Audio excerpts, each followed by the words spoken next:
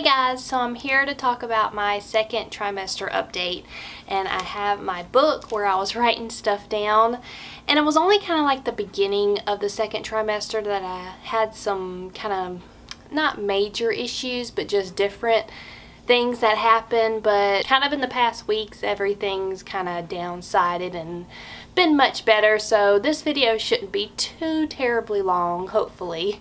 So I'm going to back it up. I believe I stopped right around week 12 on my first trimester video. So if you want to check that out, I will definitely link it above in a card and down below if you wanted to see that. But so like I said, I think I stopped at week 12 is what I wrote down. So I'm just going to jump into week 13. So on week 13 was kind of a little shocker slash scare, and I ended up going to the bathroom one night. And if you've been pregnant before, you understand when you're pregnant, you go to the bathroom, you're finished and you wipe and you're good. You usually don't look because you're pregnant and you're not supposed to be bleeding. Well, I went to the bathroom and I wiped, and then I was like, out of the corner of my eye, I saw something on the toilet paper, and I kind of freaked out for a minute, and then I looked down and I was like, what in the world? The whole toilet paper was just covered in blood. So I had this like a mindset of I was trying not to completely stress and freak out, but at the same time my heart was pounding and I was like, oh no, are we losing the baby? It was all just scary and emotional at once. So I went in there and I told Michael, and I was like, I don't know, I'm trying not to panic, but I could be having a miscarriage. I'm gonna call the doctor, blah blah blah. And I think this was like on a Sunday too, so I couldn't call during the day. I had to call the doctor that was on call, and actually the doctor that was on call was my doctor. So that was funny that I got to talk to her and she kind of, realized who I was, her patient. So that was nice. But anyway, so I called her, left a message, and then she called me back and she's like, is it a lot? She was basically telling me, are you bleeding through a pad, blah, blah, blah, cramping, some other stuff. And when she told me all this, in a way, my mind was just kind of like trying to settle down. Like I said, I was trying not to overreact, but at the same time, this did not happen at all with Lucas. But I was like, okay, I'm not bleeding a crazy amount, as in soaking through a pad like the doctor said. So I was like, okay, hopefully I'm okay. And then number two, I didn't have any type of cramping or hurting in the stomach at all. And that's what I was telling her. I was like, I feel okay, but I'm bleeding. What should I do? This is the first time this has happened. And she was like, look, it's Sunday night.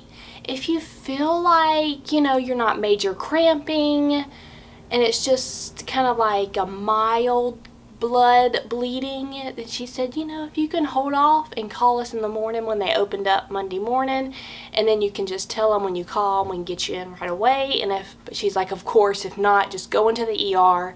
She's such a wonderful doctor. I love her so much, but she just made me feel at ease because she was telling me things that I should be feeling, not feeling, and that was really nice. But anyway, with all that being said, I just decided to just try to chill. I mean, I had probably like 15-20% in my mind thinking, oh my gosh, I could be having a miscarriage, but at the same time, I was just trying to not think about it and breathe and just keep an eye on it. And we just decided, me and Michael decided just to hold off and go in the next morning. Like I said, because I didn't have any cramping. It was just strange because usually you hear, and like the doctor said, you'll have like major cramping and just achy in the tummy area, and I had none of that. So I just kind of was like, all right. I think by this time it was like 9:30, 10 o'clock. I was like, told Michael I'm just going to try and go to bed and go to sleep. And I was like, okay, if I toss and turn and can't sleep, then I for sure need to go into the ER just to get checked, but I'm just going to try to hold off until the morning. Okay, with that all being said, I did toss and turn a little bit because, like I said, first time this has ever happened to me. Did not happen with Lucas at all, like not even spotting. So I slept pretty good, which is, I'm kind of glad. So the next morning I called and went right in, and Michael actually went with me to make sure, you know, if something was happening, he was going to be there with me to go through the process or whatnot. And I still, you know, had in the back of my mind, oh my gosh, we could be losing the baby. But then, like I said, at the same time, I was trying not to stress myself out. I was trying to keep my cool and just like hoping for the best, that it was just a fluke thing, because actually I have heard of people bleed on and off or through their whole pregnancy but never lose the baby. So I was trying to have that mindset, if that makes sense. So anyway, I went in, got checked. She did the full exam. She checked the baby's heartbeat. The heartbeat, I think, was the first thing she listened for. And whenever we heard that, I kind of just, you know, kind of felt a little better. And then she did all the other like major exams that she wanted to do, just to make sure there was like nothing clogged in there and whatnot. And she didn't see anything. So anyway, I was pretty relieved. But at the same time, I bled. I don't think I wrote it down, but I think I bled on and off. Like some days were kind of like mediocre, and then some days were just spotting. And I did this for, it seems like it was almost a month. And I just kept saying to myself, you know, I'm okay, but at the same time it was so frustrating, because when you're pregnant, you know, you usually don't bleed. And I was like, oh, I'm gonna bleed the whole time. But at the same time, I was trying not to think that way. So I was like, okay, if baby's okay, if I have to bleed through the rest of this pregnancy, then so be it, as long as baby's okay, you know? So I had that. I just kept telling myself. It was frustrating that I was bleeding, but anyway, about a month passed, and then it like stopped. And a couple days later, it started back up, but it wasn't red. It was brown, and it was like heavy, heavy brown. And I'm like, okay, now what's going on? So this was like 2 or 3 days, no cramping still, but it was a completely different color. And I'm like, you know, this is just ridiculous and crazy. So since it was a completely different color, I still went ahead, and the next day I called to come in to get checked, and they did the exam all over again. Baby's heartbeat was fine. She checked me down there to make sure nothing again was clogged. Couldn't find anything. So I had about a good week straight of pretty mild dark brown bleeding. So in the way I was thinking, hopefully this is like the end of that massive red bleeding I had. But after that stopped, can I knock on wood since I'm starting my 3rd trimester?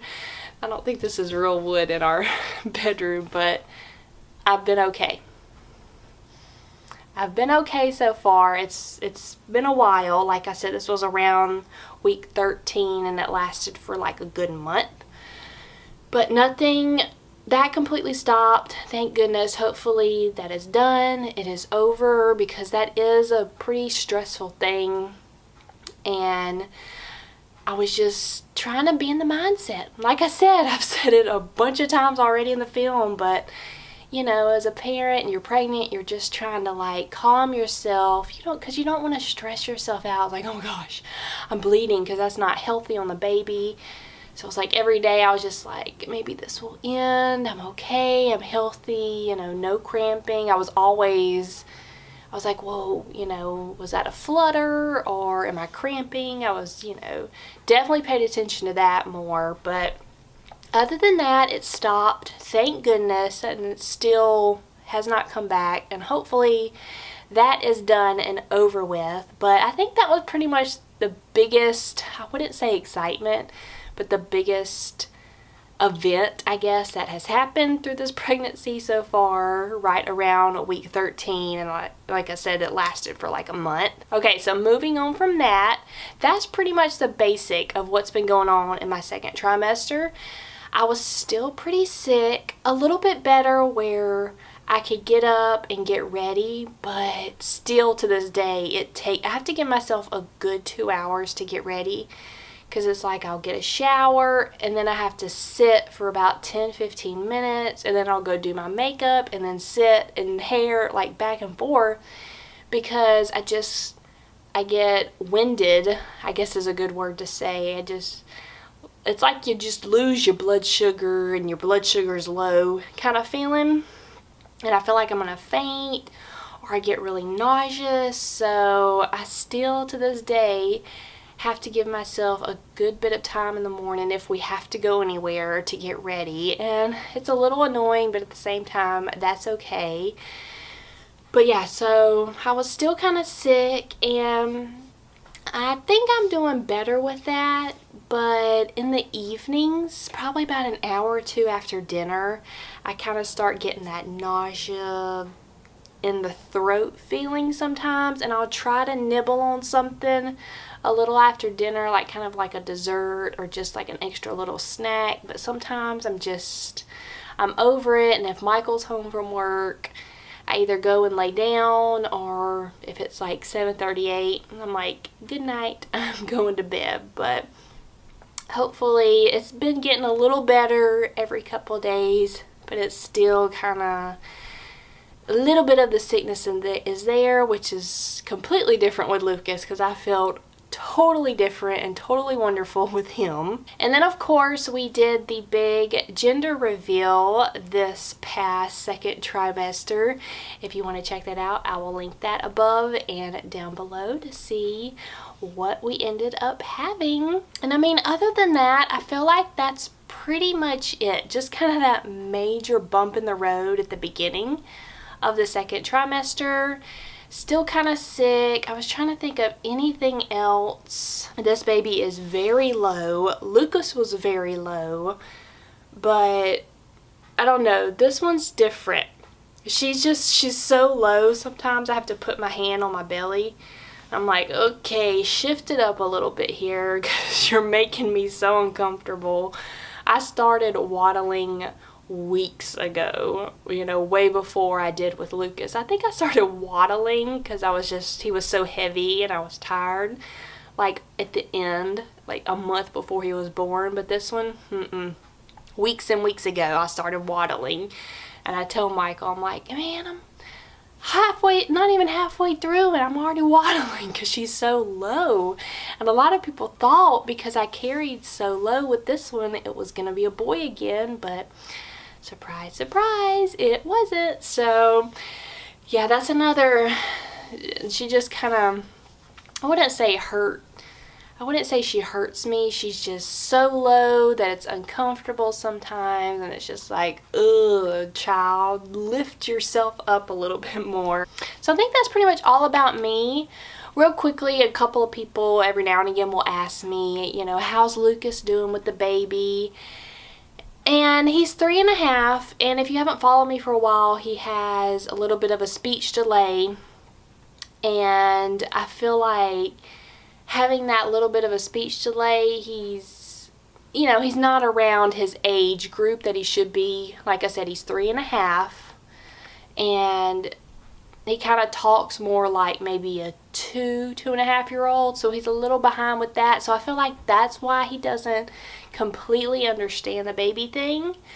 But he'll still have random times where he'll touch my belly and kind of pat it and say, baby, like that. So I think he understands, but not completely. We'll say, where's your baby sister? And then he looks confused and he doesn't know what we're talking about. So some days I think he understands, and some days I think he forgets maybe. But once we bring that baby home and he's like, wait a minute, this baby was at the hospital, baby's come home, this baby needs to leave, I think he'll probably get it then that he has a baby sister. But I don't think he completely understands the whole concept right now. So that's pretty much what I tell people. I think he kind of understands, but in a way, I don't think he gets the whole concept of there's about to be a new baby at the house that will not go away. So that will definitely be interesting. I'll definitely have to film when they first meet in the hospital and bringing the baby home. That's gonna be a fun and interesting time, I could imagine. Okay, I'm gonna wrap this video up. Hopefully that wasn't too long. I just wanted to explain what definitely happened at the beginning of the second trimester.